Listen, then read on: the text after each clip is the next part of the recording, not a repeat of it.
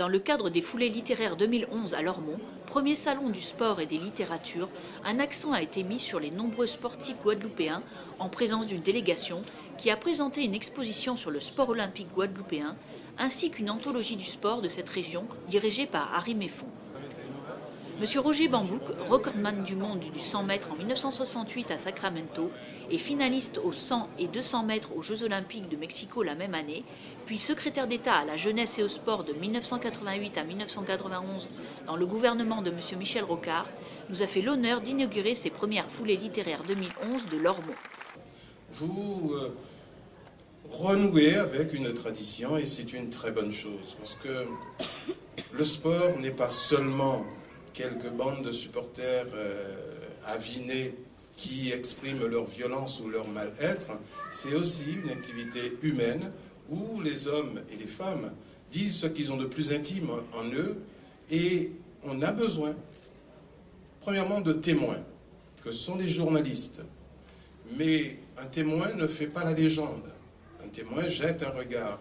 Et on a besoin aussi d'écrivains qui puissent nous permettre de rentrer dans cette espèce d'intimité, dans cet imaginaire, de construire cet imaginaire où on ne voit pas, où on va au-delà de ce que les yeux peuvent voir.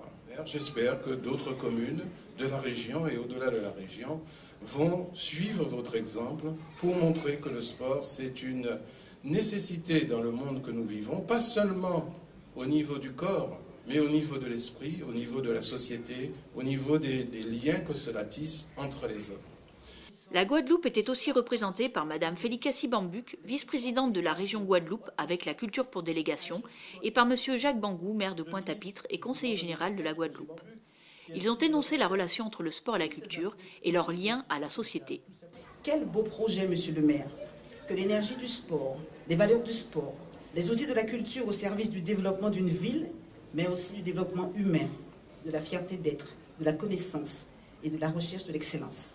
Ce que je voudrais partager avec vous, c'est la réelle proximité entre la population et la plupart de tous ces hommes et ces femmes, les croisements et les cheminements de vie de tous ces champions.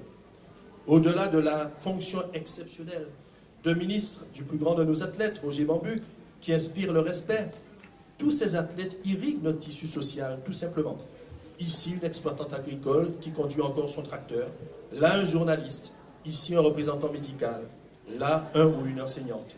Monsieur Jean Touzeau, maire de la ville de Lormont et conseiller général de la Gironde, qui a impulsé ces rencontres sportives et littéraires, a relevé la richesse qui naît du rapprochement de deux mondes riches d'émotions.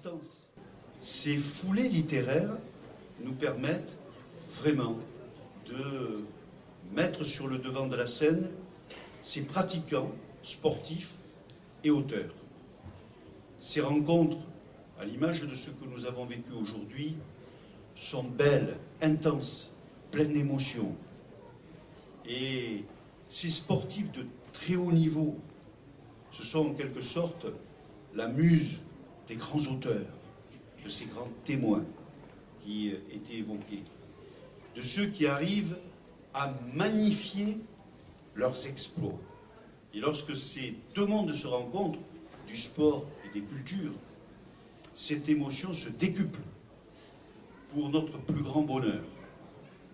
Je crois qu'aujourd'hui, nous avons tous besoin d'émotions dans cet environnement de plus en plus dur pour nombre de nos citoyens, de nos administrés. Et elle nous permet à nouveau de nous évader et d'ouvrir ainsi cette part de rêve, d'être une bouffée d'air pur, d'air frais, une parenthèse enchantée. Le lendemain, un débat était organisé sur le thème de « Les sportifs guadeloupéens, la force d'une identité » avec plusieurs intervenants dont Roger Bambouc et Harry Méfon, ancien athlète et docteur en sociologie, qui a dirigé la parution de l'anthologie du sport guadeloupéen avec l'aide de la région Guadeloupe.